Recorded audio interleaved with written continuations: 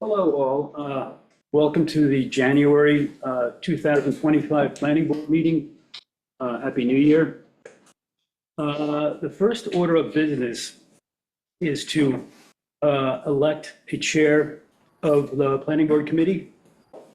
I would like to be your chair. I've been here for 7 years. I've been vice chairman for. Can I interject? Is there a process to this? Oh, no, what's the formal process for election? Is it a motion, a second? What's the yours? Well, I can't nominate myself, so I need someone else to nominate. Okay. And that would get second and hopefully third. But we'll see how it goes this evening. So I'm wondering about the overall process. the overall, He can advise you on that. the overall process is, we do it here through a roll call vote. But actually, it is the town board that makes the final resolution on it later on. It's changed in state law. So we can attempt to come to a consensus this evening on who should be chair. Obviously, But ultimately, it's up to the town right, the board. board will, well, if I could just finish, so the board will ultimately make a decision, but Right. after Marcus speaks, I intend to speak also as I'm going for chair too, so.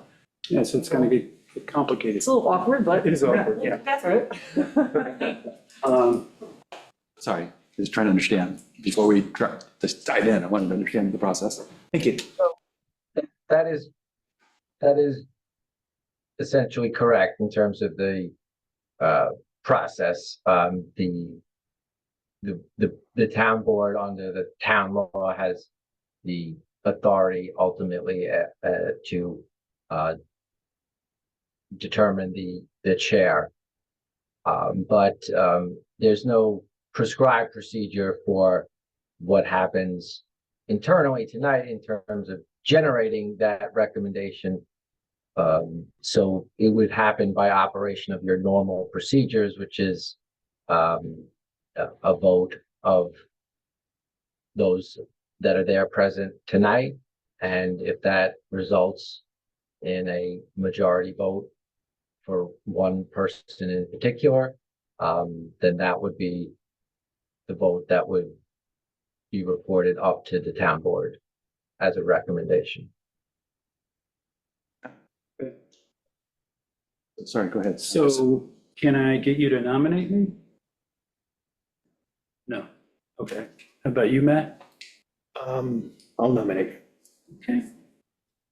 And so I can't get a second, obviously third. So, so Matt, it's a roll call. You nominate me, yes? Okay, thank you.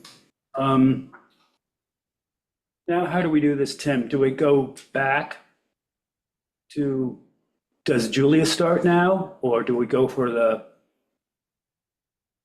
Tim, are you there? Yes, I'm here. So anybody else that is either wishing to put themselves in for consideration, or anybody that wants to nominate somebody for consideration should indicate that at this time. And then there can be a motion to take a vote on each person that is up for consideration. And that's how that would proceed. If you want to have any colloquy amongst the persons that are being considered, that could be done at this time as well. Okay. So can I interject? I'd like to nominate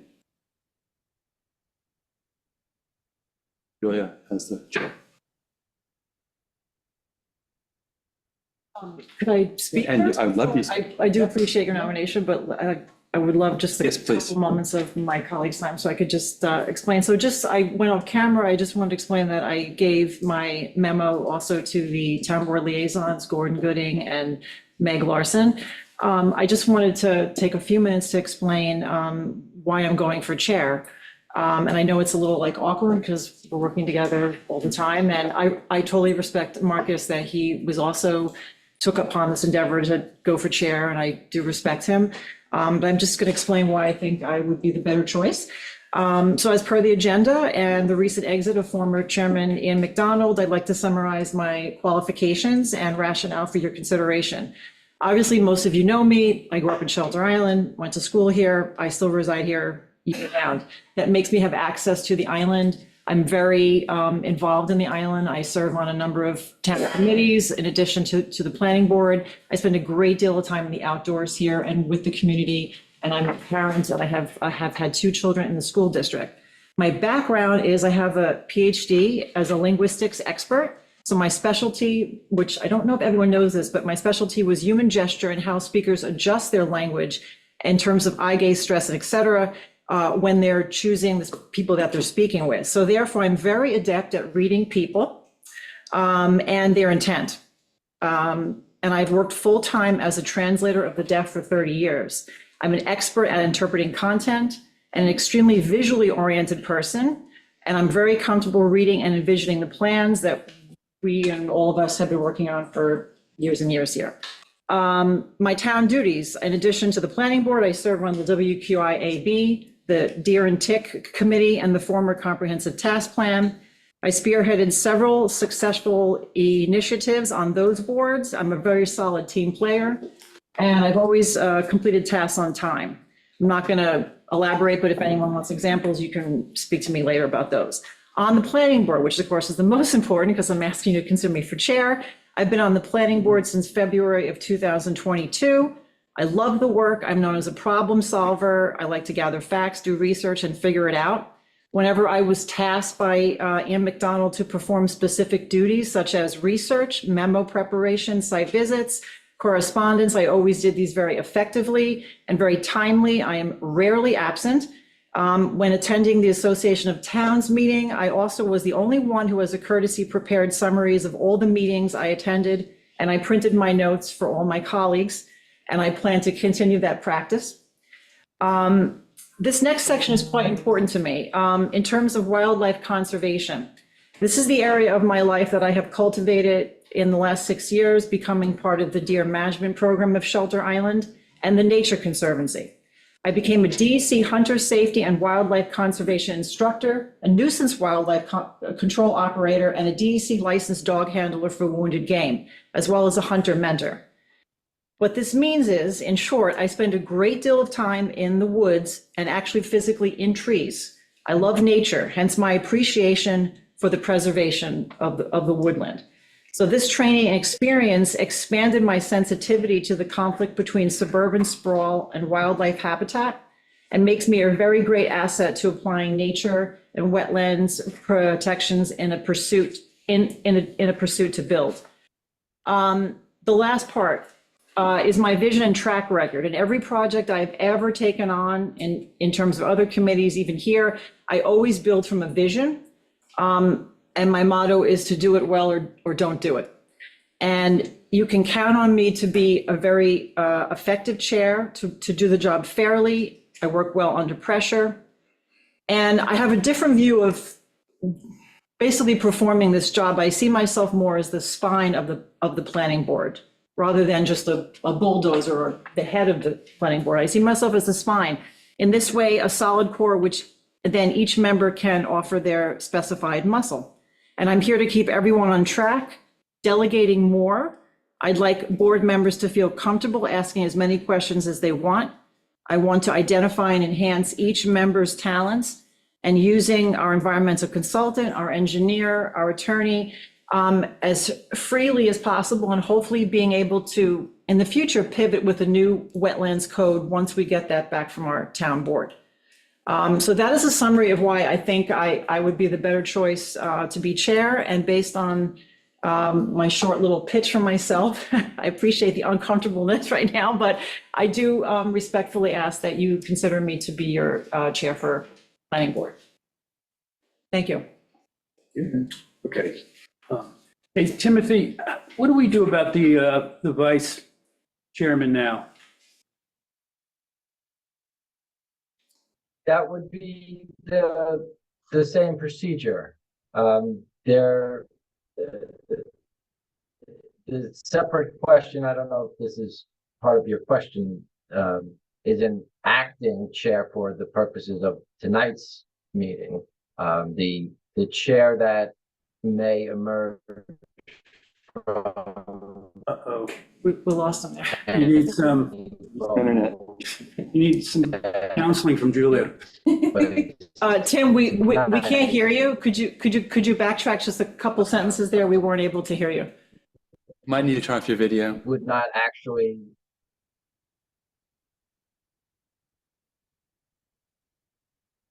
Are you hearing me clearly? We No. lost that again. You might want to turn off your video, Timothy, because you probably have a bandwidth problem. All right, I'll try that. Can you hear me now? Yes. Yes. Yep. All right. It might be a blessing not to have to see my face, but in any case, if the question is in terms of tonight's meeting, if there is, you know, the person that would emerge from tonight's vote would not actually be the chair until the town board confirms that. So there would need to be somebody to preside over tonight's meeting as the acting chair. And the board is able to appoint somebody for that purpose. So it might be redundant, but you would probably need to take a vote to identify somebody to serve as the acting chair for tonight's meeting. But that's Well, that's that how would that be- would work. But that would be me. Why? Well, It's not a fait accompli. I think it's in the code book. Well, it could Oh, because you're the vice chair now. Deputy chair, he was deputy chair, and we have Yeah, one it carries on to the vacancy. next week. That makes sense. 100% makes sense. That does make sense to me. so yes, so the rules of procedure, do provide for the board at its discretion to have deputy chair serve in the absence of the chair. So if there's the continuum of yourself as the deputy, then that would take care of that issue. Okay, so that takes care of me being acting chair, but what about acting co-chair? I mean, do we have to nominate somebody? I don't think it's so I think we need an, important. we Okay, don't need an acting co-chair. We need to Okay. potentially vote on both of those. Right, so as far as it stood right now, you got a nomination from Matt, I got a I'd like to nomination. nominate Julia, Thank yes. you. I from David, and do I have, I guess you'd want to ask if there's a second on mine, but we can't because Matt already Right, seconded you, right. unless you want to vote for me. No, That's all right. because it messes up the whole system, you know. I totally understand.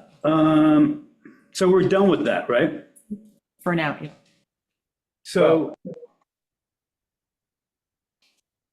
I think by what you're referring to as the seconds is not, it's going to come out the same way, but there should be a motion for a vote. And that the results of that vote should be, on the record. If that, I understand from each person seconding the other, it forecasts a 2-2 vote, but You still The can't- vote has not yet been taken. You can go take through a vote the separate. formality of doing that. So are the candidates allowed to motion for a vote, or should it be David or I? Anybody can motion for the vote to begin, and A then motion for a vote. Which vote are we doing? yeah, For chair. Start with one. So which person are we doing the vote for first? No, no. What I mean is I motion that we hold a vote. So you vote and I vote, but you have to second my motion to vote. You're not voting for anybody. We're saying we're putting a vote in the record. Okay, I'll second your motion. Okay.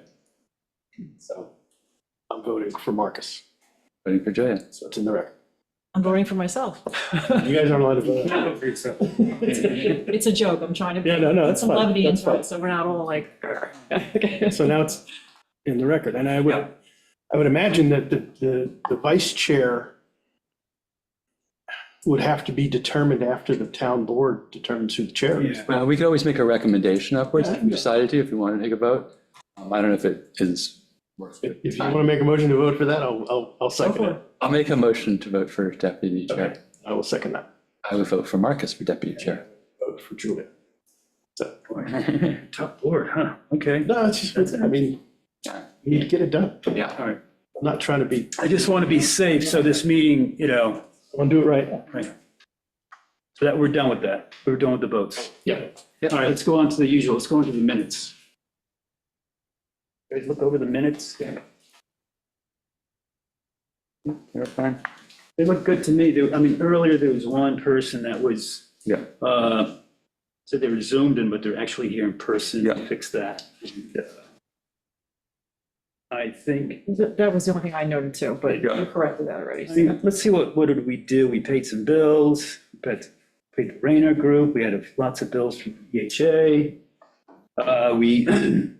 We did the Defoe Shearer lot line adjustment. We did the Elliott Bowsman adjustment, line adjustment extension. We did the Radigan lot line adjustment extension. And then we tabled the Fallard major subdivision. More discussion on that. So I make a motion to accept the minutes of the December 10th, 2024 meeting. I'll second. All in favor? Aye. Okay. Next, we got to pay some bills. We have an invoice from the New York Planning Federation for the 2025 year membership dues in the amount of $295. Now, this is really well-spent money because we have to do our mandatory training every year, 4 years. And they provide online courses for all of us. The alternative is to go to the Association of Towns, which costs the taxpayer $1,000 a person. So I would gladly pay this. So I make a motion to accept the New York Planning Federation 2025 membership dues for $295. Do I get a second? Second that? All in favor? Aye. We got an invoice from the Rayner Group. What was this?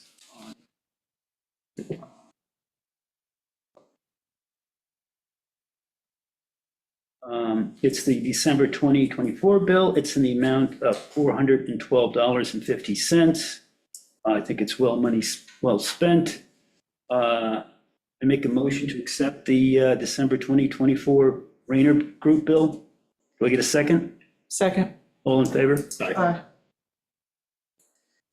And there it is. There's the last EHA bill. This is for December 2024. They've been our attorneys for about 50 years, and they have left. Amount is $1,659.37. I'll make a motion to accept the EHA bill for December 2024. Second it.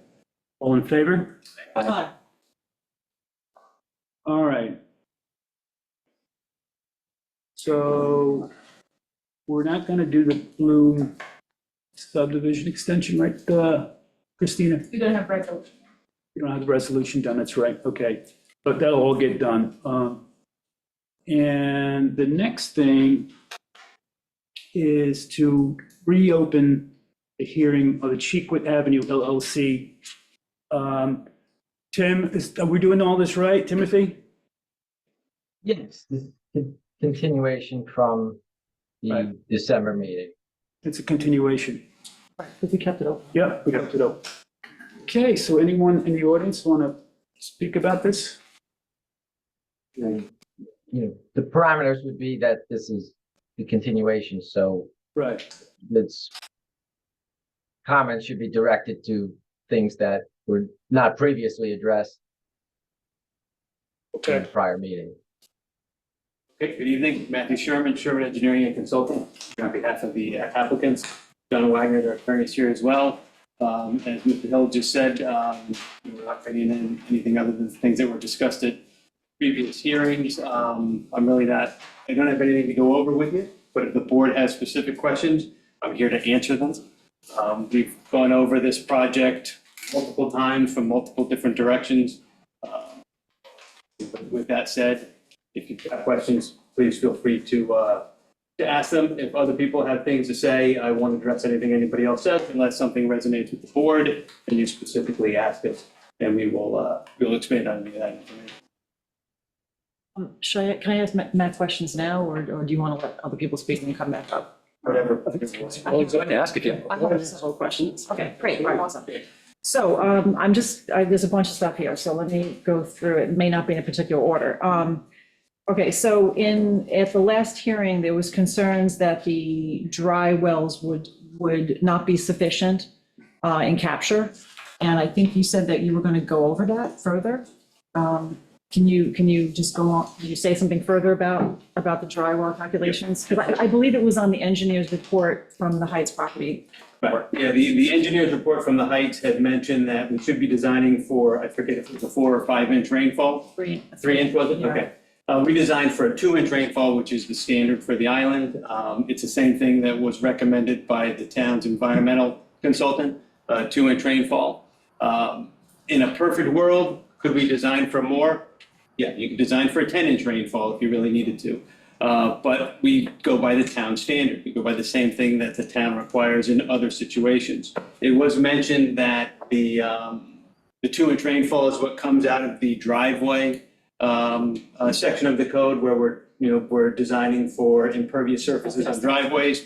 Yeah, that 2 inch rainfall came from, that's used for the driveways, came from the town opining on what would be a good design standard for stormwater collection. So just because that's where it came from doesn't mean that's where it's isolated to. We had mentioned at the last hearing as well that the 2 inch rainfall, excuse me, is the same that was used for the property across the street. And everyone accepted that was, while not optimal, was sufficient. And it's the same situation here. Ideally, we would have more depth to groundwater. We would have more than 8 inches of cover above the dry wells. We just don't have the depth, the soil strata. Personally, I like things like rain gardens, things like that, other more environmentally friendly ways to recharge groundwater rather than using dry wells, simply because you get better treatment, you get better dispersal of the stormwater. It's not appropriate in every situation. This is a situation where that kind of remedy is not appropriate simply because we just don't have the room. It's a very tight site. We are collecting stormwater from the entire roof area, so the proposed impervious area of the property, which is the new building. One of the things that they had mentioned in the report was collecting stormwater from the yard and from other existing impervious areas. And the statement, I believe, was made that the only way to prevent flooding was to do that. The site doesn't flood now, and that existing yard area and impervious area is there now. So collecting for a 2 inch rainfall from the proposed building is not going to exacerbate a problem that doesn't currently exist. So we're confident that the 2 inch rainfall is a good design standard. We've designed to that, and as I said, it's the identical design standard was just recently approved with Heights support for the property across the street. But the property across the street is quite different than this one. And you did say yourself, and you were here last time, you said each property should be looked at as its own case, and Yeah, absolutely. They're both very unique. They are both very similar as well. They're relatively flat. They're both at about a 5 to 6 foot elevation at natural grade right now. This property actually goes up to about a 7 foot grade as you get over toward the bulkhead. Both properties are bulkheaded on one side with Cheekwood Avenue on the other side. And both are flanked by a lower lying property to the east and a slightly higher property to the west. So they're not identical by any means. They are very similar. The situation is very similar, which is what you would expect in an area that is, they're basically adjacent to one another. So you would expect them to be fairly similar. so I'm still trying to just get an answer for the both the engineer from the Heights that has had their own concerns, but also the neighboring properties. And, you know, I have all this testimony in my head from other people that have concerns. So I'm just trying to figure out like what assurance we can give people. Because they did mention in a 5-year storm analysis that it could be 7.5 inches in 24 hours. And I'm thinking about my own property in Silver Beach this season. I mean, I know we had a drought in the fall, but in Silver Beach, I had all kinds of problems in my house with a lot more water than I've ever had in 10 years. Right. And I had flooding where I never had it before. So it can happen in Silver Beach, it can happen in the Heights, it can happen, you know, we've had more extreme things going on. So I'm trying to think ahead of the game here and what, like, so you're basically saying there's no other alternative to capture more, to ensure that there's no flooding? Oh, there's always. Or that the other dry wells aren't alternatives. going to overflow? There's always other alternatives. You can always design a system to be larger. That's, you know, that's just part of design.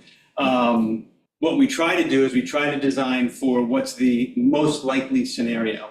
If the board feels that a 2-inch rainfall is not an adequate design standard, you could certainly approve a wetlands permit and say, we don't want you to design for a 2-inch rainfall. We want you to design for a 4, a 5, a 6-inch rainfall, if that's what the board feels is appropriate. There's nothing wrong with that. We would have to put in more dry wells. It's, you know, and there's room to put in more dry wells.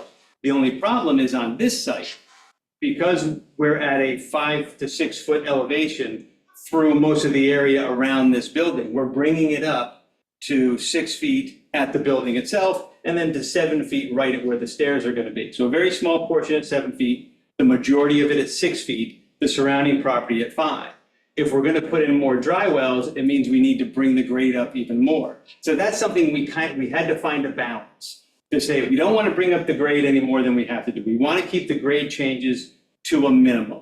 So in order to do that, we proposed the three dry wells at 8 foot diameter, 2 feet deep, bringing the grade of those up to that 6 foot elevation plus or minus. And that's what gave us the 2 feet to groundwater. And that's what gave us just under, you know, about 8 inches or so from the top of the dry wells to grade.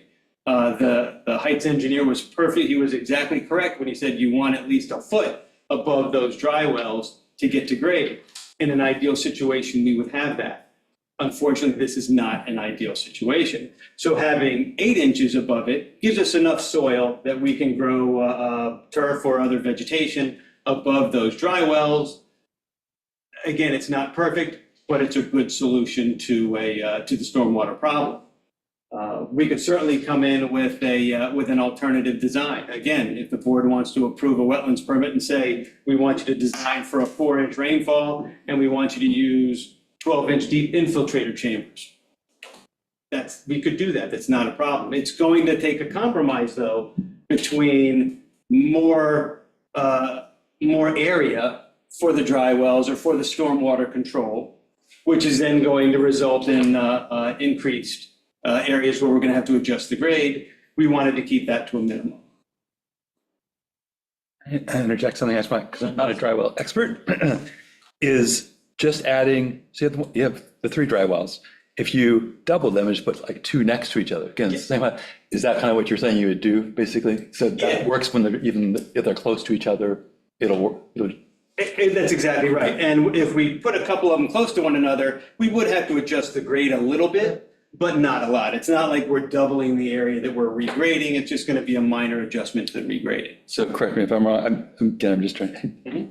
If you were to say each of these 3, instead you just made 2, like 2, 2, 2, so you have 6 of them, would that actually make it for a 4-inch? 4-inch rainfall, yeah. Okay. That's interesting. Yeah. Something to consider. That's a possibility. Oh, absolutely. Yeah, and if you come in next close to each other, then the grade delta is probably other thing. Again, that seems like maybe something we can compromise to be able to do better. And the town has done that in the past. The town board has, when they were reviewing wetlands application previously, they would have a conditional approval saying, you know, we accept the premise of the application. We would like to make these couple of changes as part of the approval. That's a standard. I guess I'm just saying that just because it hasn't flooded yet doesn't mean you always have to think about the worst scenario.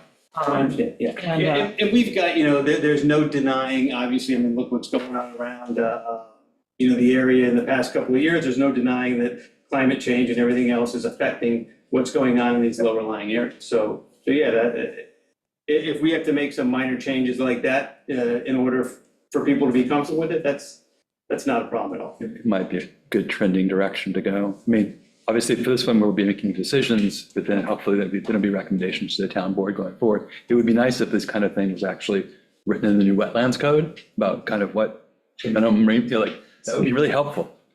Problem, we a really bad storm, and all the seawater comes in. You're always going to get really, I mean, you cannot handle the worst and maybe we get drought and we have no rainfall and it's completely dry forever. It's like, we don't know. We're just trying to mitigate risk, right? And make it, yeah, so. Yeah, I think even to the point that after the December 10th meeting, I think the next day or two, there was a 4-inch rainfall. Was, Yeah, so. It happens. So yeah, there's no doubt that that's that's a sign. it's a definite concern, absolutely. Yeah. I have some other things. All All right, so, the other thing was that, okay, so in your presentation, I captured this on my own, watching you again later. This was the rendering from like, aerial view. And, I know the Heights has, mentioned this and had concerns over, again, just the basic size of the accessory dwelling. And one of the things that I was struck by, and again, I'm not an engineer, I'm not an architect, but when I look at the square footage and I look at this rendering, I say to myself, this is the size of my house. Like, this is a house. So when I look at this, I see a house. I don't think of an accessory dwelling. And I know that you have already made a decision to reduce the upper port. So the part that was above the porch, you scaled that back, you scaled the square footage back. Right.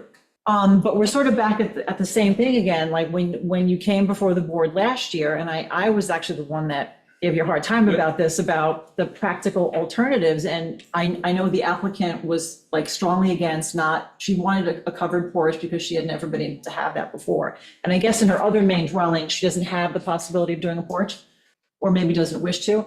And the applicant had said, adamantly that she was not interested in, scaling it back. And hence, we're here now. We went to court, we're back, it's back to us again. So I guess I'm asking again, if there is a way, now you've made changes already on the top portion and you took away part of the stairs. So obviously the applicant does have some flexibility in being willing to make some adjustments there. So again, I'm going to ask you, is there any way that you can come up with an alternative or show us alternatives that this is the only size that you can do? And the reason I ask that is that in one of the, I don't know if it was the objection letter or the other engineer's memo, they had mentioned that the fear of having to go for a variance or not wishing to go through the hassle of doing a variance is not necessarily a permission slip to then go to the shore. Right, understood, right. Yeah, and that's actually a very good point. That was the Heights engineer had mentioned that. And that's just not the way Shelter Island works, it's process.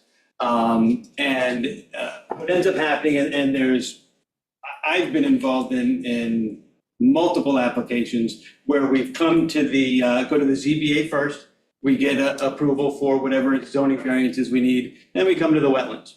The town has actually just changed that process so that the ZBA and the town wetlands go at the same time to help alleviate those kinds of problems. But what's typically happened, and it's the ZBA, a perfect example, I was looking at one the other day, was 2 Bay Avenue down in Montclair. This was 2017, 2018, 2019 timeframe. The applicant wanted to build an accessory building with living space in it. They were hard up against the front yard setback and the side yard setback, and the guy had like a rowing skull or something like that. He had a long section to his building. Initially, he wanted to put it out into the front yard setback. The ZBA said, no, you can't. So they denied that. They moved it in, so it was sticking out into the regulated area. The way that it was originally designed, it stuck out into not only the adjacent regulated area, but also into the vegetative buffer. So when he went to the town board to get a wetlands permit, they said, you don't have to push it out into the front yard setback, but you can't push it into the vegetative buffer. So pull it back so it's 75 feet from the wetlands, so it's within the adjacent regulated area, but it's not within the front yard setback. So that's been a debate that's gone on back and forth for years, I get that. where they don't. Front, back, I know. Yeah, where the wetlands process does not push people into the ZBA zoning setbacks. So the argument that the zoning setbacks should take a subservient role to the wetland setbacks has just simply not been the way that Shelter Island applies its code. Maybe when they come up with a new wetlands code, that may change, but the way that the code is utilized and the way that the town enforces the code, as it has been as long as I've been doing this, so 15, 20 years, it's been the wetlands code and we're not talking about the vegetative buffer. So let's make sure that's clear. You can't go into the vegetative buffer, but the adjacent regulated area has always been treated as a zone where you can do things. You just have to get a wetlands permit to do it. And you don't have to show that you can't get approval from the ZBA to go into the front or side yard variance in order to do that. The idea has always been that there's additional protections, environmental protections for a project that's within that adjacent regulated area. A perfect example is if you wanted to build a swimming pool. If you were 100 feet from the wetlands, build your pool, do whatever you want to. If you were 75 feet to 100 feet from the wetlands, you could build your pool, but you have to put an automatic cover on it so you're not losing as much water to evaporation. You have to use a salt cell or a cartridge filter for the equipment for the treatment works. So there was an ability for the town to make sure there were environmental mitigations that were incorporated into these projects by being in the adjacent regulated area. So the idea that you can't go into that area it's just not the way that the code has ever been implemented. So again, I understand the rationale. Which one is more important? It depends on who you're talking to, I guess. And the way that the town has been employing it has You been, can't violate zoning if you can legally do it in the hour. That's what it comes down to. Right, but in terms of what we have to work with, we have this, where we have our criteria. And one of the things is that you have to be able to show that there are no practical alternatives. But what's already been shown by the fact that we're back in the same spot here again, is that there technically was a practical alternative. You didn't like it, or the applicant didn't like it, hence we're ping pong back in here. So I guess what I'm asking is, it seems like it's just 400 and some odd feet that we're worried about. Right. If that was taken away, we wouldn't be here. Like, we wouldn't be going over this. it's not that simple. And like anything else. Perhaps I'm simplifying it a bit, but it's basically that 400 and change of square footage. Right. So I guess I'm asking if you can somehow present that the other alternatives are totally just not. There's not no possible. other alternative. Well, so let's really, so can I interject? Yeah, of I think course. it's the important word is, and it's entirely not defined, which is practical. Who determines what's a practical alternative? In somebody's mind, it might be practical alternative is just make it smaller. Somebody else's mind is like, well, that's not practical because I have all these plans of things I want to do and I have kids so it's like, that is not practical for what I'm trying to accomplish in my property, which in theory I can build on the adjacent regulated area. Lots of other people have done it. So it's like, it's a definition of a word. And so and this is where we get into the wonderful arbitrariness of the code, right? So it's like, we have this problem that you could say they've done their most practical alternative was they reduced the top part, they made the effect, hopefully, of water less, and that's the most practical thing they come up with. That's their practical alternative they came up with. But somebody else you might not consider it practical, but it's from their perspective practical. Again, you could litigate this for decades. It's just a word. 2 years. But you have to coexist with people. That's the sad part about this, is that, like, they're Julie, this is a public hearing. It's a public Yeah, hearing. which means you can say thank you. I'm, Usually we'll let the public, the public speak, and then once it's closed. then we- I disagree. I'm a board member and I have questions about, this is my chance to ask, I'm not able to ask Matt off camera or on email. I have a few more questions and then I'm going to be done, but I feel, We're still doing this the old fashioned way, where we've got, this is not. I think it's important to talk about it. Yeah, go ahead. I don't want Go to ahead, be, Julia. We have all the time. We can stay here as long as we want. I don't want to keep people here later either, but, Go. Okay. I would rather have your questions out there.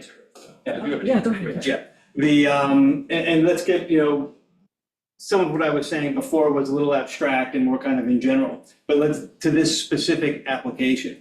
The original application that was submitted to the town for a denial and for a wetlands permit had 2 bedrooms and an office on the second floor.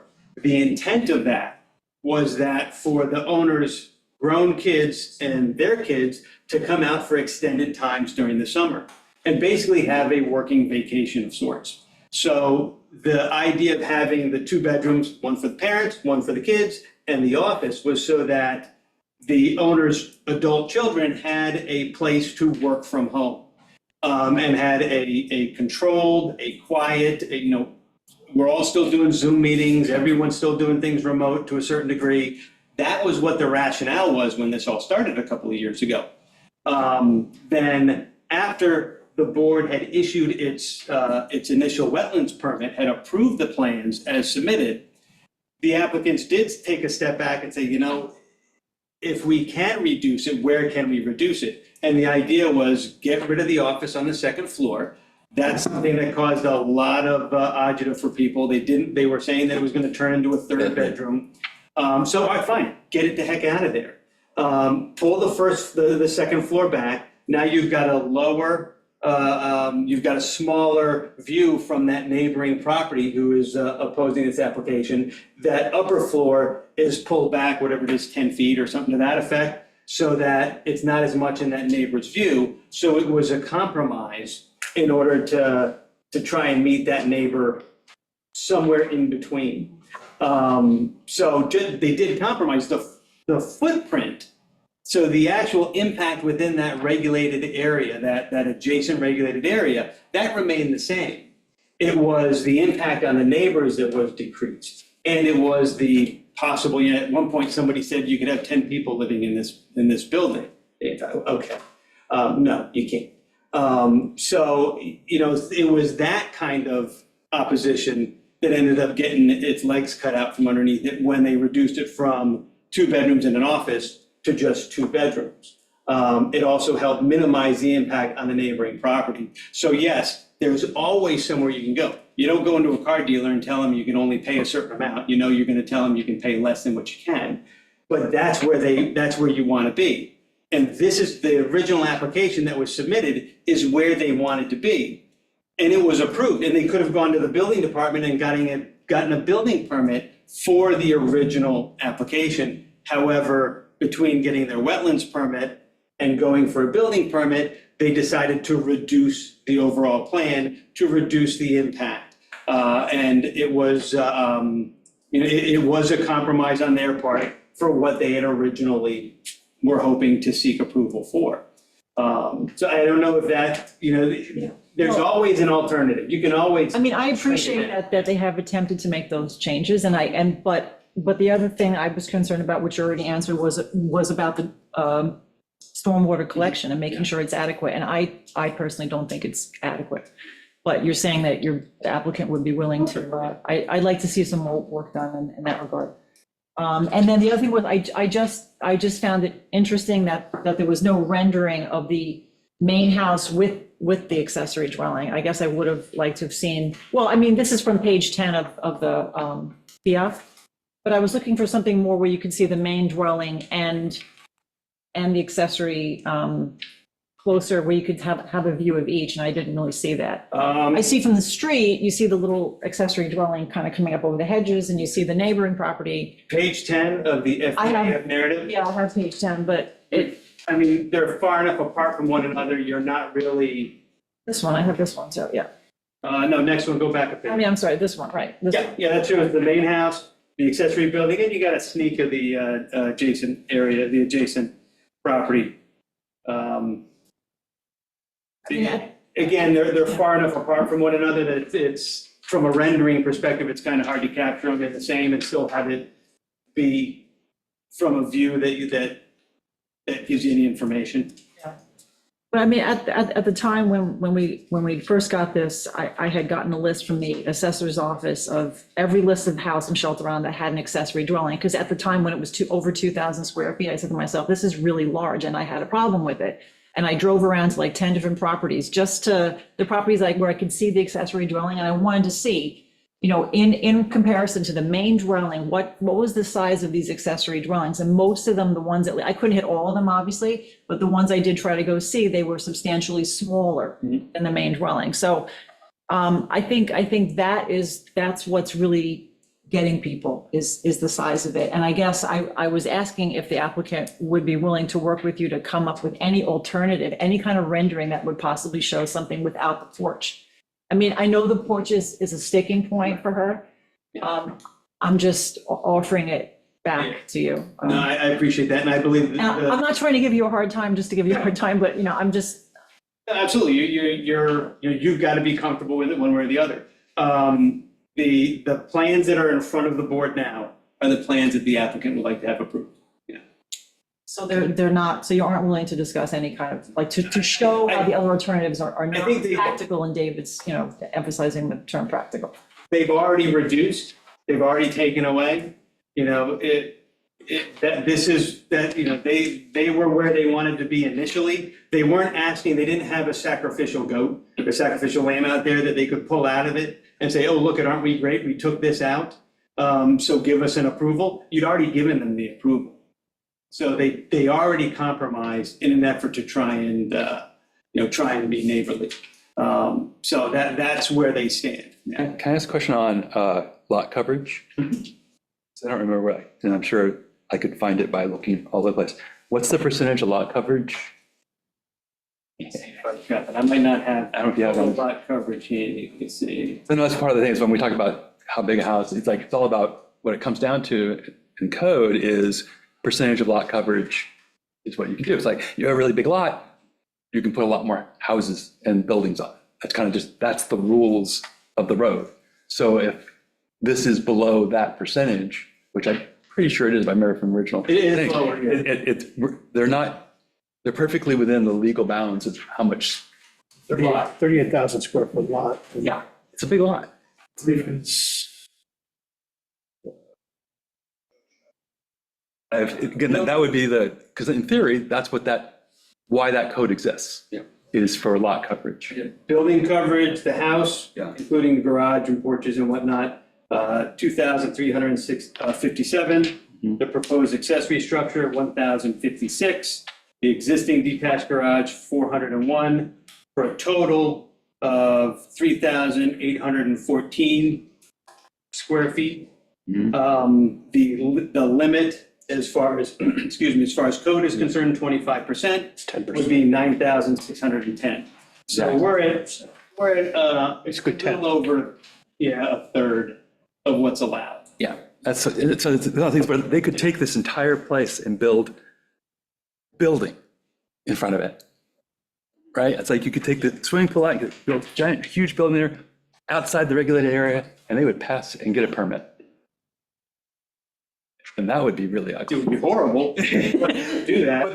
But they completely legally could, and there would be no issues. Yeah. So it's one of those like, this is why it's like, I'm glad we're redoing the wetlands code because obviously it has problems.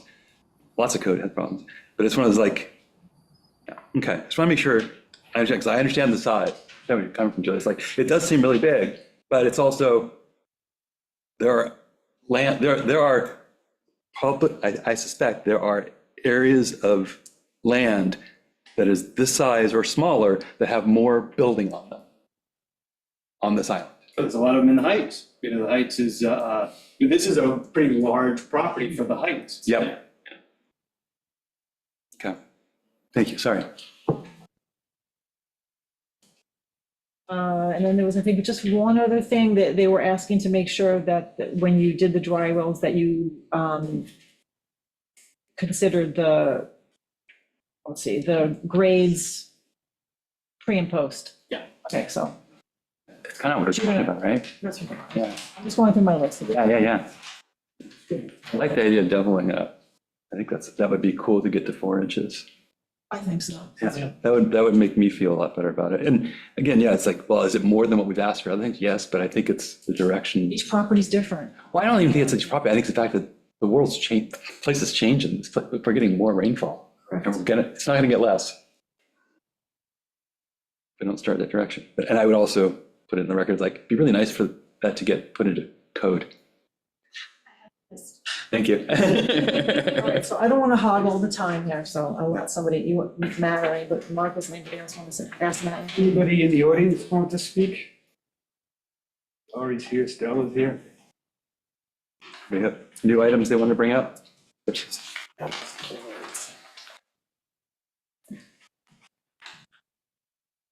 Everyone. Stella Lagudas, Stella. Shelter Island Heights, Property Owners Court, Happy New Year. Good here. I love the conversation about increasing drainage. That would help a lot. I just wanted to, I too am not a drainage expert, and, but in looking at Teresa Mason's November 4th report, she has a paragraph in here that says, based upon my review of the project plans, minor changes should be made prior to permit issuance. Specifically, the plans need to be revised to call for the elimination of fill for the purpose of elevating the grade around the proposed accessory structure. Regrading of the project site may result in stormwater runoff or floodwaters being redirected onto adjacent properties and/or tidal wetlands. This can easily be accomplished by extension of the front entry and rear porch steps, as well as the use of subsurface drainage structures better suited for shallow groundwater conditions. So I think the discussion is definitely going in the right direction. I also just want to clarify that when the Heights approved or supported the 2-inch drainage for the 10 Cheekwood Avenue project, it's because it was an existing home that they were trying to save from being flooded. In this particular case, it's a new structure.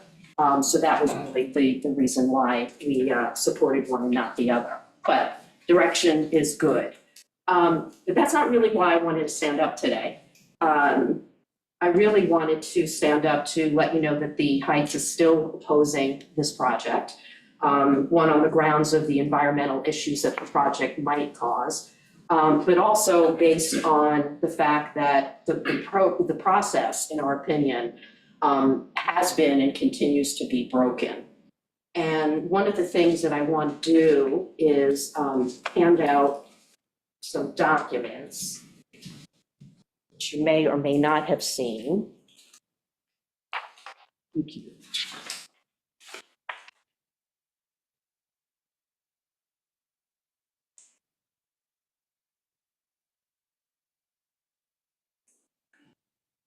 So what I just handed out were 2 PW Grosser reports. PW Grosser being the planning board's secret consultants. The reports were dated June 28th, 2024 and October 1st, 2024. So I guess my first question is, has the planning board seen these documents? Yeah, I think they're in the record.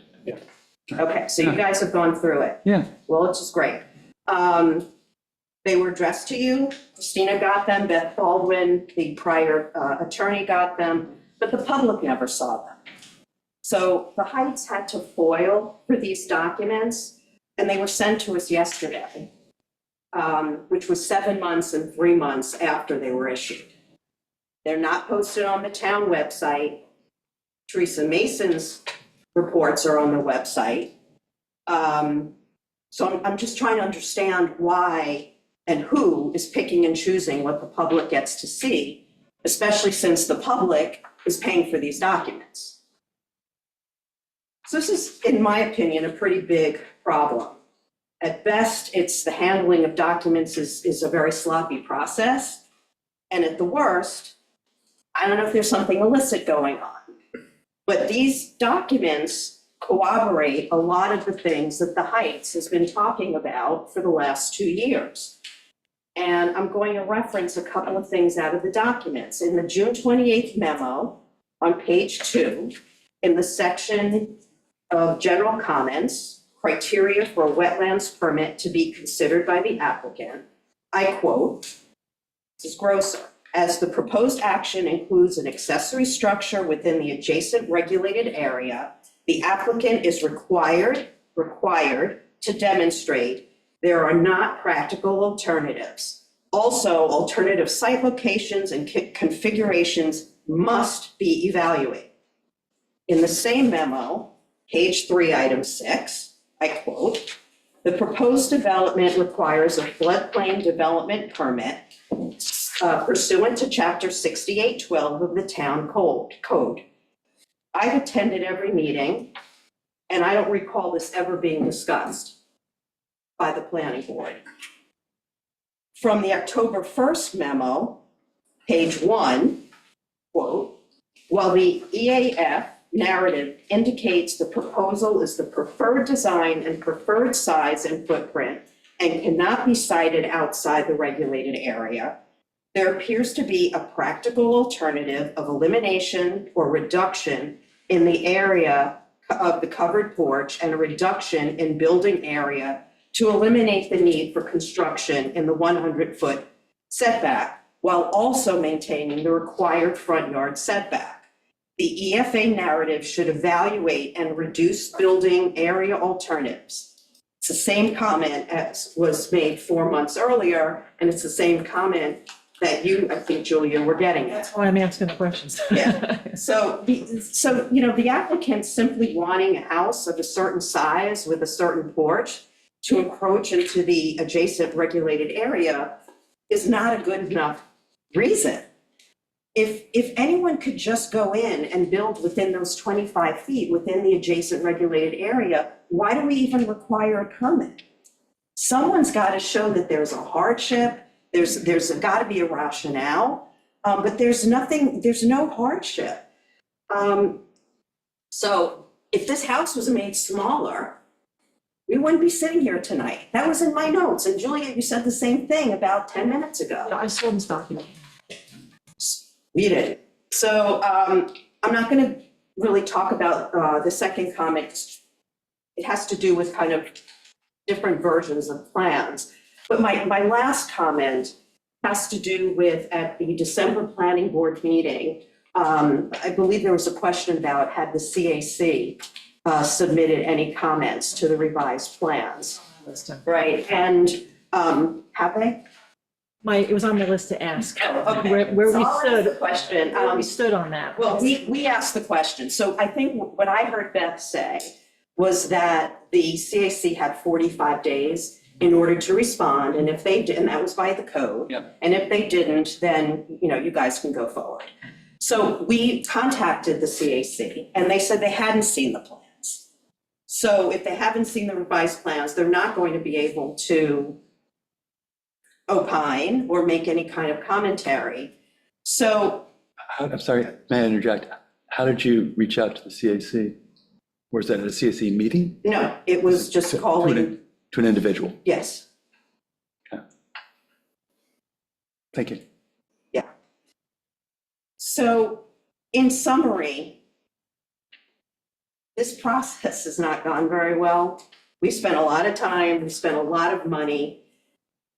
We've gone to court, and I think it's time that we make note of the fact that there have been mistakes made. Now there are missing documents, there have been omissions. And the Heights would really like to see either the planning board give this to the town board or to have the town board take it from the planning board and start over and just do it the right way. So I thank you for listening to those comments.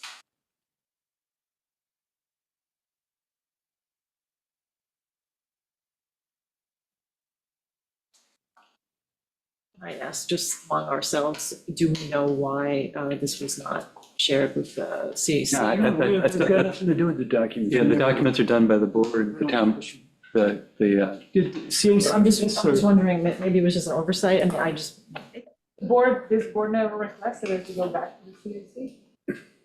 no, but they're saying No, no. that this was not on like up. This documentation, public to see, or publicly it wasn't on- available. Yeah, it's an initial review and that's, we never posted the initial. This is a correspondence to the board, we typically don't post correspondence.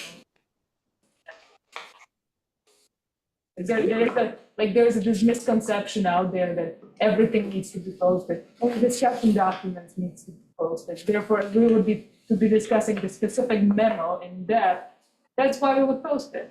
But it's just a procedural, I looked today, there's 75 individual documents containing in this file. Can't post it all. I guess I was just asking because it seems like a pretty in-depth memo. It's, it's got a lot of factual, like, comments on it. Yeah. It's absolutely available for public review. Okay. But I guess I don't, it was not intentional, like it's not intentional that we obscured something here. I didn't even know that this wasn't posted online. So.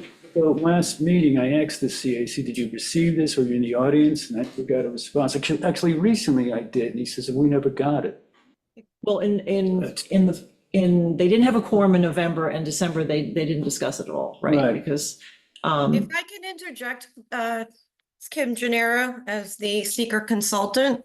yeah, I have a signed FedEx receipt from the CAC dated September 12th. They were included in the coordinated review. They received the plans, the EAF, and the narrative report. I can send that signed FedEx receipt to you, but the CAC did receive the full package.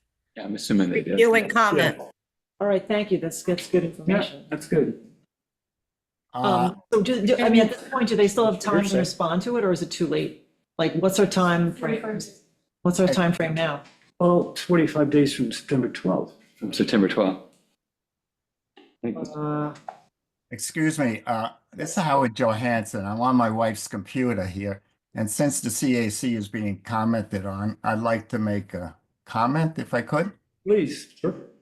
First of all, we've never got any plans on the revision for this project. Second of all, any change has to go through a full wetlands review again. According to 129, I think it's 4 or 5. It has to start over from scratch, go right through the denial and all of those items. We have never seen revised plans at the CAC. Now, whether the town has them, but we were never asked or sent them to the CAC. And I don't know where this package went in the FedEx to the CAC, because there's no, unless it went to the town hall, I don't know. The CAC has no address. I'm happy to share the FedEx receipt, and it has the name of the individual who signed. So I'm happy to share that with Jessica and Christina by email. And That'd be In fact, Howard replied to it because we raised the question whether he's replying on his personal capacity or on the CAC behalf. Oh, that's For right. his personal Right. I do email. remember that now. Right, Yeah, right. yeah. Yes. Right, so the only thing I recall was a personal Yeah, but correspondence that was on his that was personal. part of the coordinator review. Yeah, and your question was, is this from him or from the CAC? Yeah, Correct, I do remember that now. exactly. It's definitely done more than 45 days. And if I may, in response to the recent comments from Stella, you brought up 2 older memos from PW Grosser, one in June and one on October 1st. The applicant had on October 17th, they did provide a revised supplemental report, and they did provide the analysis that was requested. I did not look to see if that was posted, but this has been a series of comments and responses from the applicant.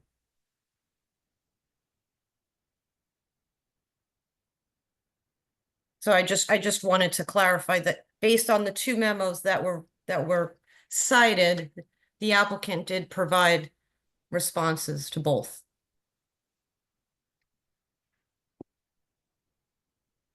And this is Tim Hill. I don't know if this is helpful at this point of where we are, but just to orient procedurally where this stands is that there's nothing before the board tonight to vote on. The required next step pursuant to the court's directive is that the secret determination be made.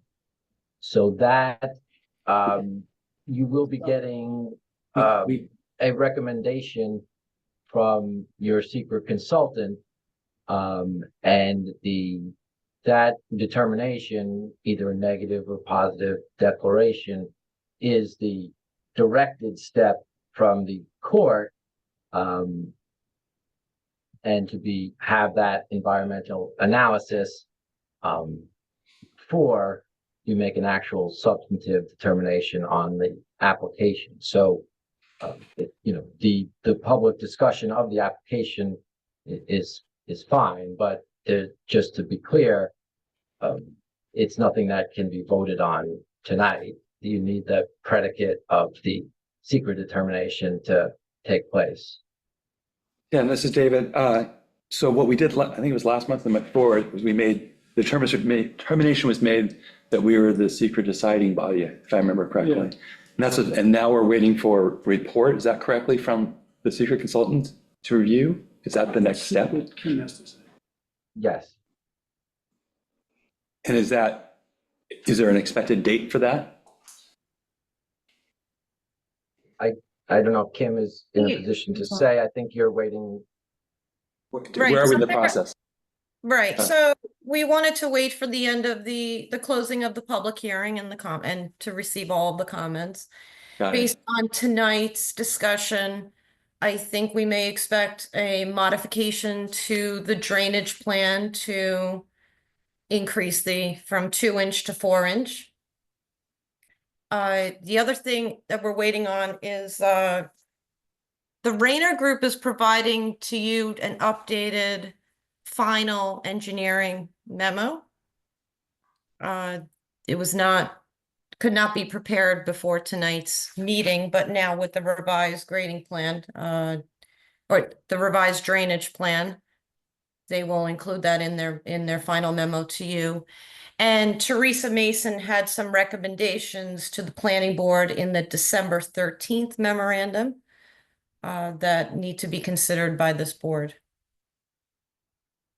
So if those recommendations are imposed on the applicant, then the applicant would be required to submit revised plans. So until these open items are addressed, the seeker cannot be completed.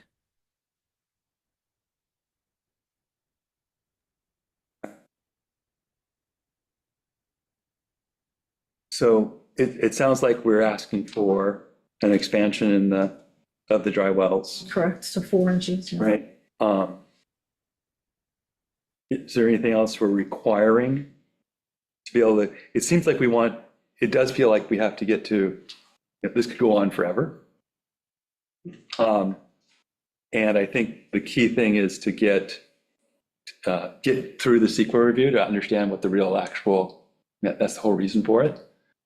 So is there any other things we need to reach closure on, or at least recommendation? I attempted to reach closure on the stuff from PW Grosser, but Yeah. the applicant has said, through Matt, has said, no, what they had recommended here about, moving, getting rid of the covered porch and making the size of the structure smaller.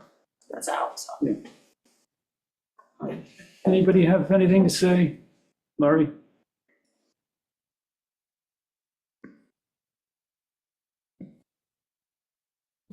I'm Lori Beard Raymond. I'm here speaking on behalf of Children Heights Property Owners Association.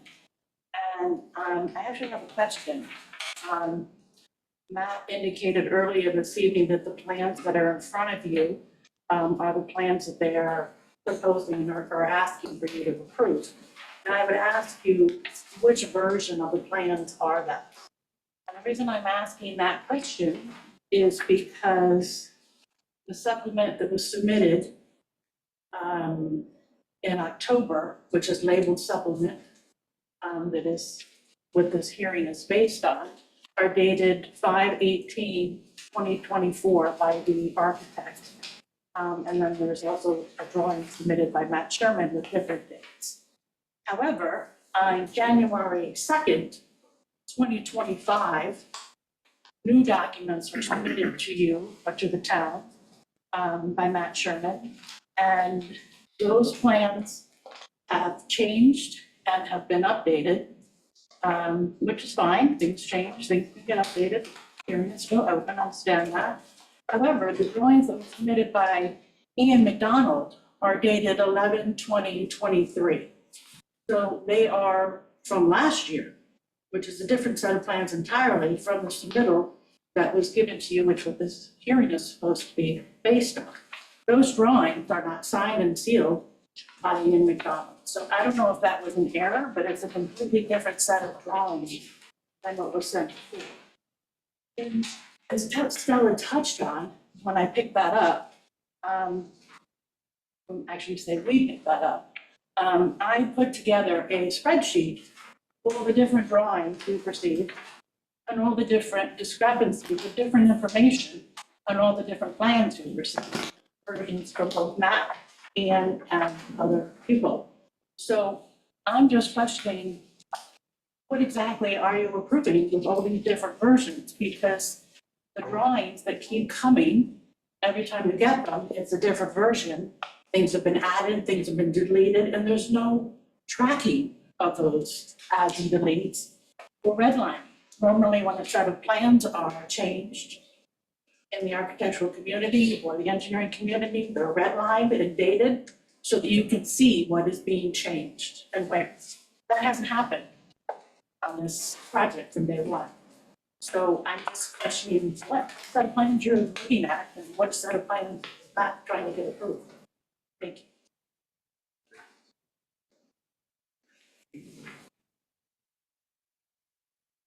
Correct me if I'm wrong, but I think the point is, I think it's a valid one, but I think the point is, since we're not actually approving plans in this meeting, what we're doing is we're trying to get to a closure for what the SEQRA reviews, and whatever the final documents the SEQRA does the final revision of, that would be then the set of plans that we would then use to determine whether we approve it or not. So there can be lots of changes and things happening. What happens is when SEQRA is going, we're going to do this grade change because we're doing the drywall change, blah, blah. So they're going to change that. Whatever finally gets submitted as the final, like we close the meeting, this is the final set of plans, blah, blah, blah. That should, I would think, would be what then SEQRA would review, give us the final analysis, and then we would look at and make any decisions whether we approve or don't approve, right? So until then, I agree, it has been very convoluted and not clear which was which. I always try to look at like just whatever the last thing that shows up at the desk, because that seems the most current look. But it's kind of, in some ways, it matters, but it doesn't matter, because it's going to probably, like we just decided, is to potentially expand the dry wells. It's going to change again. So I look at it as a fluid change over time, where it doesn't matter because the vote isn't today. The vote's going to be when the final, like, this is it. You decide on these plans and this thing. And I know it's convoluted. It's not. Yes. The comment David, where you're bringing it again, Yeah. is that if plans are gonna get revised, then I would ask that this hearing be left adjourned and not closed. Because new information is gonna come in, the public doesn't know what that set of plans is gonna say or what's going to be on them. I feel like we have a catch-22 problem because the SEQRA can't continue with it open, right? So we can't. So I don't know what the answer is either. Well, I mean, I'm trying to figure out the you need a process. final set of plans, Yeah. because otherwise we don't know, no one, the public doesn't know what Yeah. you're approving. Can I just say- So if changes are gonna be Yeah. submitted. So it sounds like we need a public- final set of plans, potentially the drywall differences for the next meeting. Right, and We keep and it we also open. need the memo from the engineer, from our Yeah, we engineer. already knew that. We don't have that yet. So we aren't going to close this meeting tonight anyway. Okay. Maybe that was what the concern was. The other- Because we're not ready to, right? Because it's just, we're I'm not, not ready to close it, but well, I mean, we don't have the final anything. we can, I'm saying we can't. Yeah. Well, we could close it and say we're just awaiting the engineer. Yeah. I mean, there are Or other, written we could close it with documentation. Yeah. stipulation, but Yeah. I'd like to keep it open because, for example, Stella said she didn't have access to some of these things for PW Gross, or they weren't on the website. Maybe we could post those things Yeah. since they were Let's pertinent, clear all that up. you know. That seems reasonable to me. Tim, I asked Timothy, is there any concern about leaving this open till next month? Other than just another month? Pam has something to say too. But I wanted to ask Tim. Tim? Yeah, so the issue with keeping it open is, the two different issues were just raised. One was the, accessibility of certain information. The other was the evolution of plans that are coming in. So those are different. If it weren't for the first, you can close the hearing because there has to be an end to the public comment. Right. The secret consultant receives the public comment, then they are in a position to finalize their recommendation to the board, which may make a determination as to the environmental assessment, and that environmental assessment may include the mitigation efforts that have been promised in the plans that exist as of that time. So that process can't go on indefinitely. And the public comment on that could be closed. If there is an interest in keeping the record open for the separate purpose that there's been some information that hasn't been universally available, that's certainly a valid reason to keep it open. But the volley back and forth between the responsiveness of the applicant to making changes in the plans,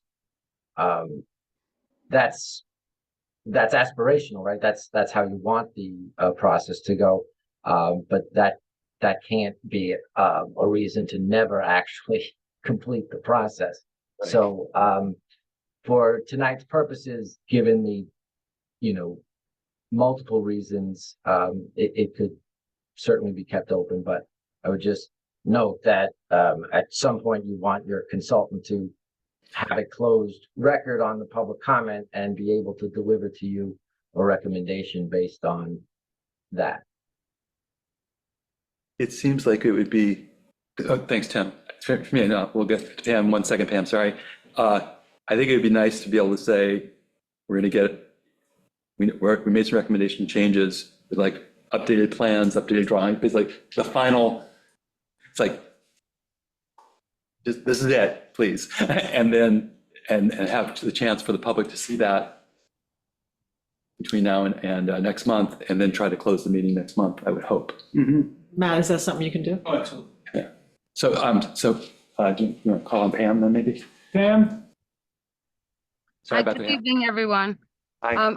Hi. My concern too, of course, I wrote that brief letter today about the plans and the situation with the plans. And obviously these are new plans that came in just in January. So even though, and they've been modified from the October plans and December plans and whatever. So the CAC now has an opportunity to review these newly submitted plans and have a 45-day period to evaluate them. I want to start off with that because Howard is an honest man and you must believe he never received these documents. My other concern here is that now I just heard from the representative from PW Grosser that the issues that they brought up in these two memorandums that Stella has been discussing on the EAF form, if they've been addressed, I question, and it was done in September that they were addressed. I question why those corrections weren't available at the time of the December 10th public hearing. I mean, so we didn't, so only this week we found out that they had found out these discrepancies, and now we're finding out that the discrepancies were corrected, but that was all done before this December 10th public hearing, and the public was not aware of this information. So I think we have two things going on here at once. Dealing with this type 1 action under secret shouldn't be so complicated. You know, we have to know for certain what the plans are. And we evaluate the project based on the plans. You don't make the secret match the plans or vice versa. These are my plans. This is what I'd like to do. Okay, now we're going to analyze it under secret. And if we could look at this project in that regard and not get so stuck up in what the proper process is and what's going where and what didn't happen when. And I agree with Stella, pass this back to the town board so they will be the ones to make the final decision on whether or not to issue a wetlands permit for 428 square feet. I mean, you know, in the regulated area, which still is yet to be proven to me has ever happened before on new construction. I think we could move this forward rather rapidly. If Mr. Sherman could tell us tonight that the plans that were submitted in January are the plans that the client is interested in getting approved, and if we can review the completed and corrected EAF form, then this process could move along a lot faster than it is, without any more hiccups, shall I say. And I appreciate you giving me the time to say so. Thank you. Okay, thank you. Anybody else? If I may, I just looked at the website. It has the October submission posted. So that October submission has the revised supplemental narrative, and it does have the revised EAF, which addressed our comments in June. So that looks to be there. Just lots of documents. And the other recommendation is when revised plans are submitted for the 4-inch rainfall, my recommendation is add a last revised date on all the plans, just so we can track. 100% agree. Innovative thought. And I'm sorry, and one final note. The town board did send an email advising that they just be kept informed as an interested agency, and that email was sent on November 12th Yep. to the planning board. Yes. Yeah, we know that. Okay. And I think, you know, my understanding, I don't know if it's worth bringing up, is my understanding is like, at one point, we went to the judge and the board asked for this to be moved back to the town board, and the judge denied it and said, no, the planning board has to do this. So I understand everybody's saying, oh, just give it back to the town board. I would love to. We are not allowed to legally. It's the way it's like we've been told by our lawyers that, nope, the judge said you do it. It was appeal. It's like we tried. It was like, no, okay, so we'll do our duty. So that's reality. Our duty can I'm still be sorry, to- I'm sorry, I'm going to interrupt and say it was my impression that the judge said that you just had to deal with the secret review and not the issuance of the permit. That's That not was that was my understanding of the order. I don't know if there's an attorney on this yeah. Zoom that can confirm that, but you were in charge of just doing the secret review, as far as I understand it. This is Tim. The judge's order was to remand it back to this board, the planning board, for review and determination, which, you know, it's, you know, I read to be review and determination of the application. What the specific issue, which was the reason for the remand, was the identification of, you know, a secret error in terms of the classification.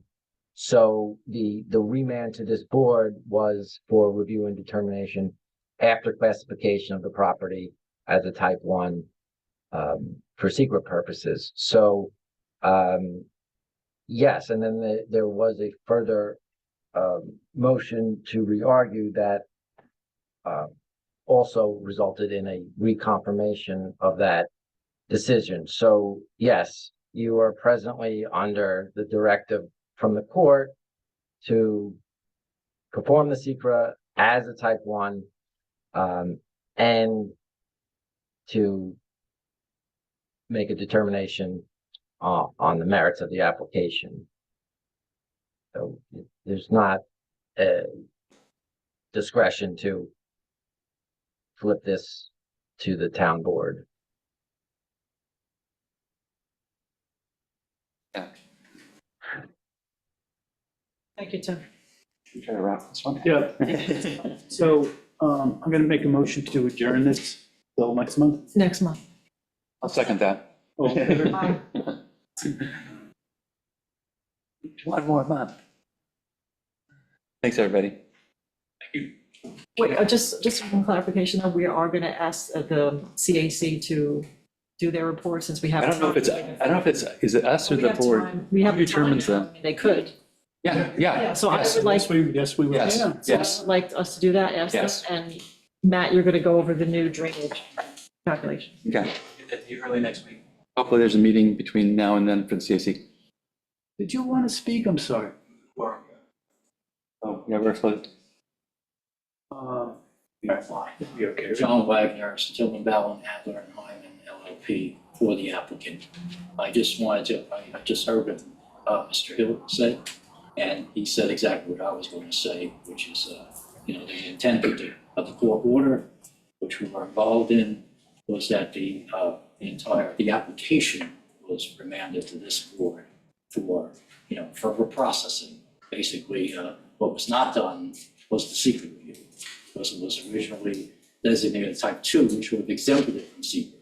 The court determined that type 2 was incorrect, remanded to this board. Somebody suggested before that, it's here for you to do secret and then someone else is going to make a determination. I said, that's not how it works. The board that makes the ultimate determination of the application is the one that does the secret review. You don't bifurcate it. So I agree with what Mr. Hill said. I think he correctly characterized what the court determined and what the obligations are going forward. Okay, thank you. You officially adjourned? Yes. Yes, we should adjourn. That's unanimous. Let's see what else we got here. Working session. Should we close the business meeting? Yeah. Make it- Did we, okay, Right, we close the business, then we go to the working session. okay. Make a motion to close this meeting? Second. All in favor? Aye. 8:28. All right, let's see what else we got here. We got the Blue Minor subdivision. We didn't do, right? Well, we did because the resolution was not ready. You're gonna take care of that, Christina? The Bloom extension resolution? Yeah, the resolution is already. Right. What is there what's the current deadline, or is it? They submitted the request prior to. the- It's okay. Okay. Okay. Thank you. And we got SH 29 West Neck, lot line adjustment, waiting on copies of the recorded deed. That's very important to wait for the recorded deeds because we've had subdivisions where it went through the whole thing, and they forgot to record the deeds. What is there a time? Is there a time frame for that as far as like a deadline, or it has to be done by a certain date, or is it we're just waiting? Not sure exactly. It's on my board. I'm Yeah, like- but we can't I thought like, there's a certain date, yeah. yeah. Usually these.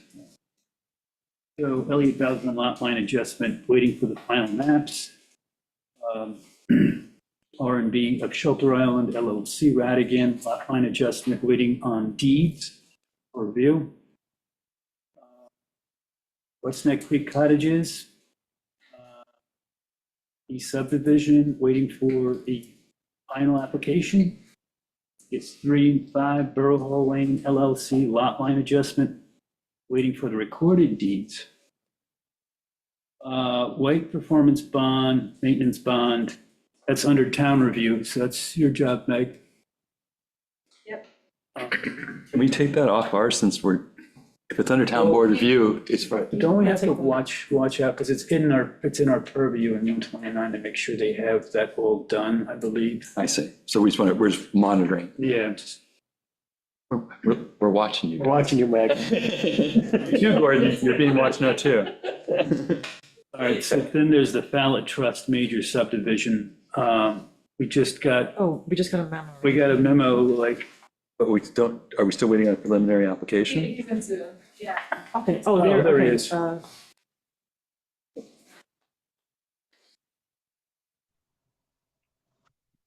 Carl? Good evening. Carl. Good evening. Nice to see you all. Yeah, we've been, when we last left off with this, there wasn't a sketch plan approval.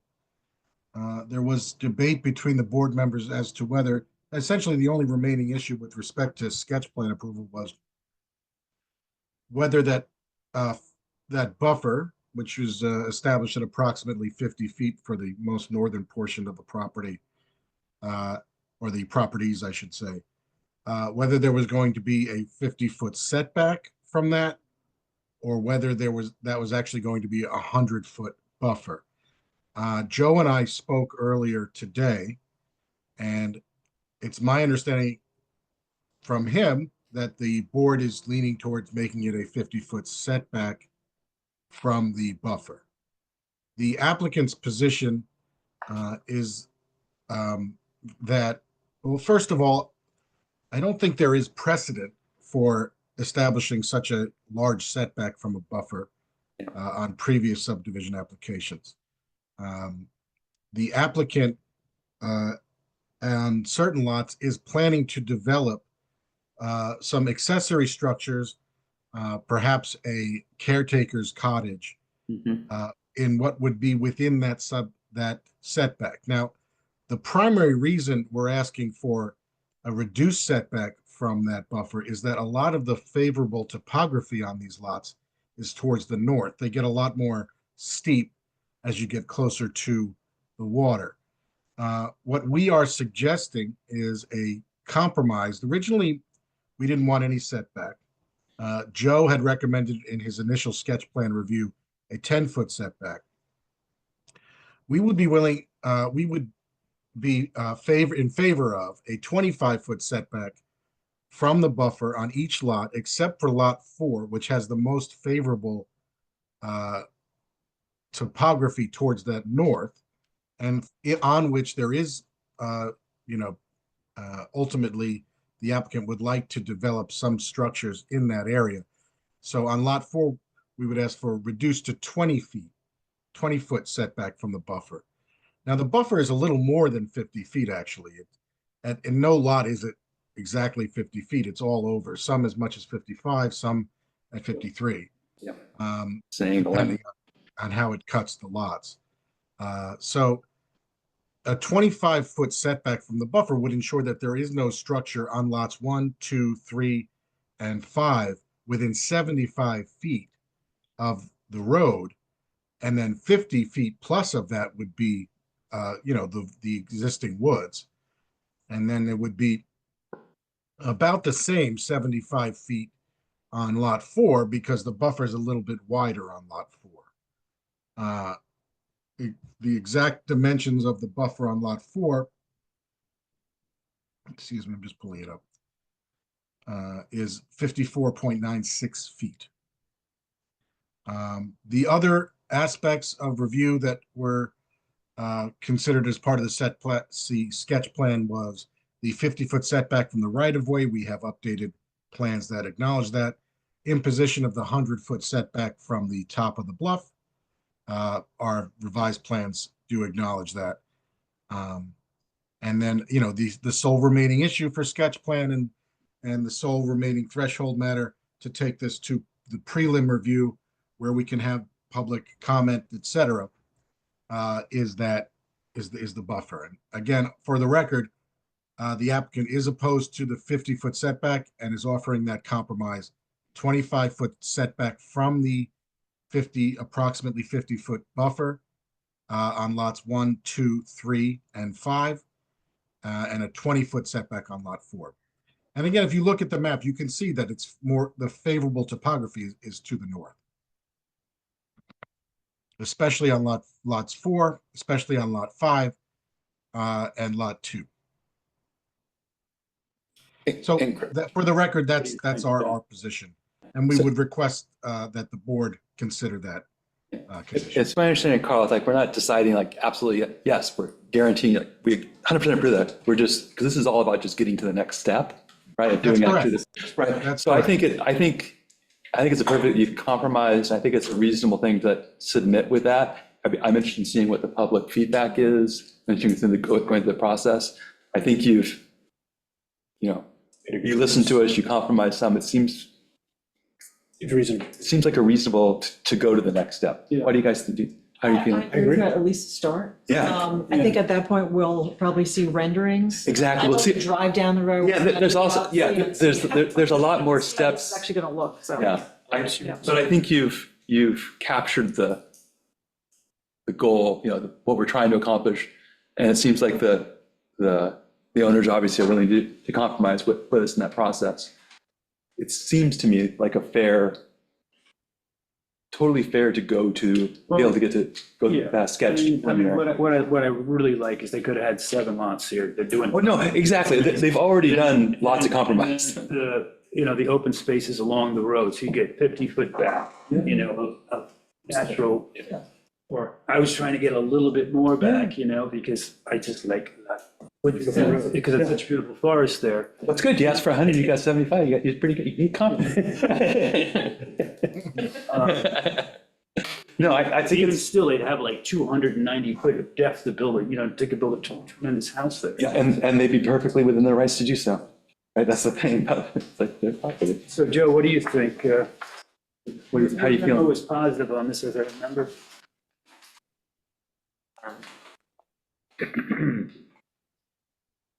Yeah, I think there's something to consider is it's not going to be an additional 25-foot buffer. Right. The area that's within The that setback 25 feet Could be Could turned. have, could be cleared of. cleared, yes. vegetation. Yeah. Wouldn't be able to put a structure there, but there could be lawn or something. Yeah. So it's still a 55-foot buffer along the roadway. Which is a pretty decent depth, except in the winter. Depends on, everything's that way. If you don't, you see right through it. I think, yeah. I mean, correct me if I'm wrong, Chad, there's no obligation of how much, like, is there a code minimum buffer or anything like, right? It's like there's, Well, it's to get to the looking at parkland, is the park. is the parkland area, right? So the park area has to be 10% of the. Right, and we're getting 10% in that 50 feet, correct, all the way through, right? So they're meeting the code, That intent. yes. And that's a compromise that the board's making. By having an easements on lots instead of a separate. Dedicated parking, yeah. So everybody's making compromise. Yeah, well, again, they could put it over in one lot and then everything would be right open all the way through and we wouldn't have any woodland along the road, right? So I think that's why we're doing the compromise, right? Yeah. It feels okay to me, but that's, I got it at the moment. It's something for the board to consider because the parcel across the street is vacant Yep. and wooded. So what you do on this parcel, Could affect the other side. Yeah. Could be, yeah. or at least set a precedent for what the board might want or a future board might want across the street. Certainly we like it much more than putting it off on one side and then doing, clearing the whole freaking thing, so. Yes. I think in that case, for me, it seems, so my opinion would be move forward to the next real stage. I agree. Okay. Yes. Okay, great. So we will update the map to show the 20-foot motion buffer on for lot 4. I don't think so, this is. I mean, I'm sorry. Yeah. So we'll update this for the sketch plan approval, just to be clear. 25 feet setback from the buffer on lots 1, 2, 3, and 5, and a 20-foot on lot 4. We'll proceed from there. Thank you all very much. And again, I do like to attend the meetings. The last meeting, I had a very pregnant wife. This meeting, I have a very young child, so, but I will be at the next. Thank you very Hopefully you much. won't have, a first grader by the time we're done, so it's good. I will be at the next, I'll be at February's meeting. Good to see you all. Thanks, Carl. Thank you very much. Have a good evening. Okay, the PFOW Shearer lot line adjustment, we're waiting on the deeds. They got till June 10th. Crescent Beach LLC minor subdivision. We just got the engineer's memo today. I haven't had a chance to review it. I haven't had a chance to read it yet. I don't know, Joe, did you want to talk about it or? Is there value in talking? Talk about the memo, if Yeah, the board would good want, stuff. it prefers to get the memo when discuss it next month, that's fine, whatever. Okay, you want to do that? You want to read the memo first? Yeah.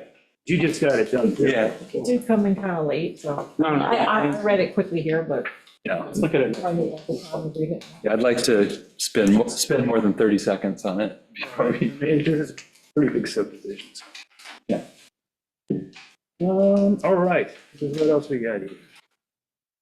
So Chicoine Avenue, we adjourned it to next month. We got some new wetlands permit reviews, South Ferry Incorporated. Anybody want to do that? I'll do it. Well, I was gonna say, I'll do Ludeman, Bay Shore. I'd like to, Bay Shore's near us. Yeah, because it's close It's to right our. where I was gonna do Lumen. Oh, Rochambeau. well, I could roll out of bed and go right to Ludeman. Yeah, no kidding. It doesn't matter. I'll do South Ferry with You you. want to do South Ferry? Okay. Yeah, so Julie and I will do, When I want to do you Ludeman? guys can do Yeah. that. You guys Do that. Okay. Okay.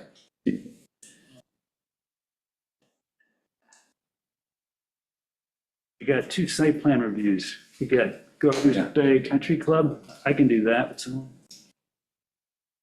I'll do it with you. Lawn care? Yep, you and I lawn care. And Liberty Lawn Care. That's, Yeah. I use Liberty, so I have a, that's, I don't want to be biased. I definitely am not a member of Gardner's Bay, so I'm safe.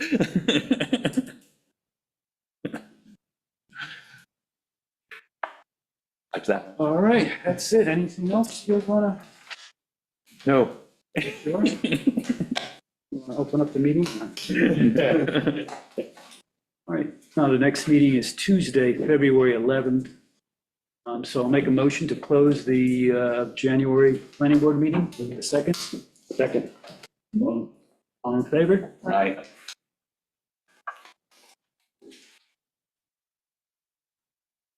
Thanks, everybody.